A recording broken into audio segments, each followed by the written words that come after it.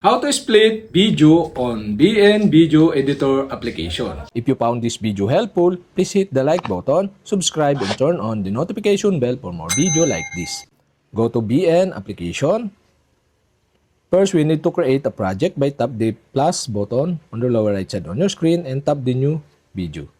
And insert the video you want to use. So for my example, I use this one of my video. Tap the next button below to insert the video on your project. Here you can see the video. So in this tutorial, I'll show you how to split this video. So okay, select the video you want to split, the position of the video, and tap the split button below, or you can see the scissor icon below. Tap this to split this video. So if you want to add another split, okay, select the position again, then tap the split button again. So there are 3 videos separated. So another split. So there are 4. So that's it. We have successfully split video on BN Video Editor application. If this helpful, like, subscribe, and see you for my next video.